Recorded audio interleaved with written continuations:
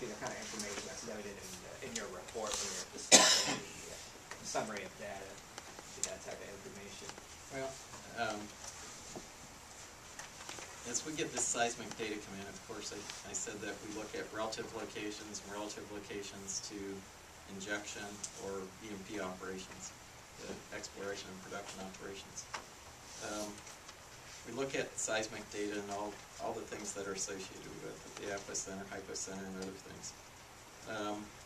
We try to evaluate, we try to see if there might be a correlation between that seismic activity. Now, I want to point out one thing. When we evaluate that data, we try not to go into the data analysis with bias. We try to say there was a seismic event that occurred. What is the likely cause of it?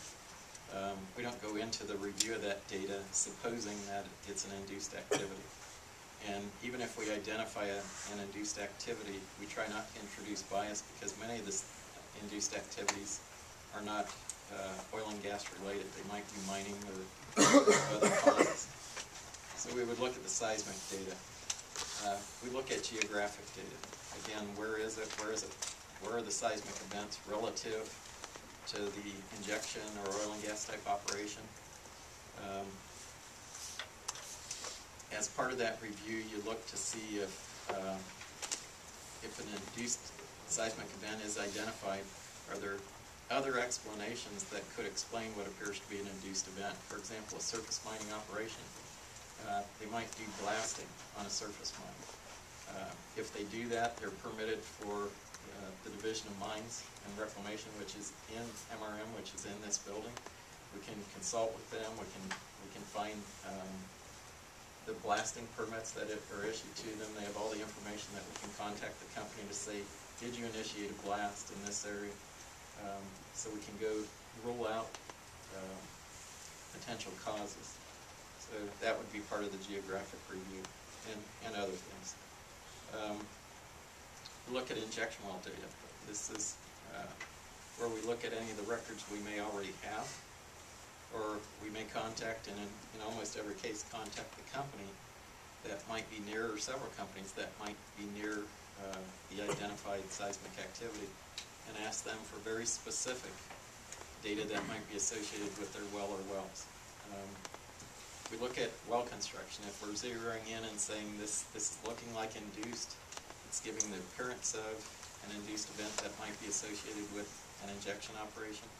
And we begin to evaluate the well construction. Is it a perforated completion? Is it an open hole completion? What's the length of the open hole section? What were the cementing operations? The well construction itself, you want to make sure that it's, when it's constructed, it's witnessed, so we know that it's isolated. But we want to look at annular pressures. The company has to place annular pressure on the well, which is a safety monitoring that we require of all injection companies. We look at those. We look at them in record. We look at them on location. So the type of data that a company has, or we have, or we can acquire for the well itself. Geologic data. It includes the geology, the separation between the injection zone and the Precambrian basement. Any of the barriers that might exist within the lithology. And when we issue a permit, we handle these permits in two ways. The first permit is an authority to go out and drill and construct the well. And with that permit, we have testing criteria, like pressure fall-off test, bottom hole pressure, spinner test. Although it's not in the well, we might have the seismic monitoring associated with it. So we would review any of the tests that we require to see if we might see data that would support what we think is a correlation.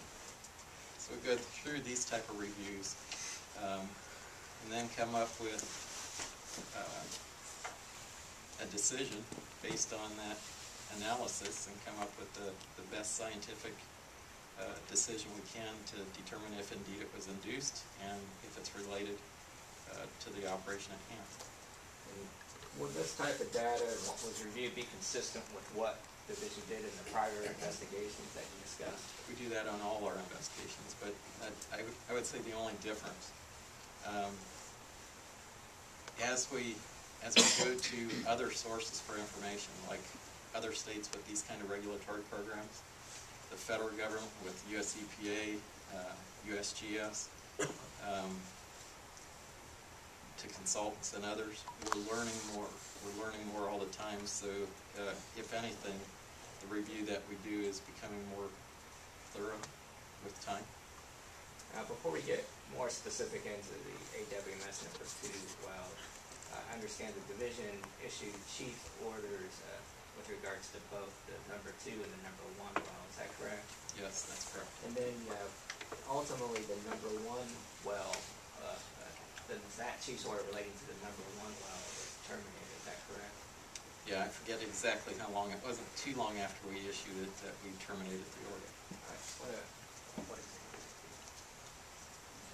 We're going to introduce Exhibit K.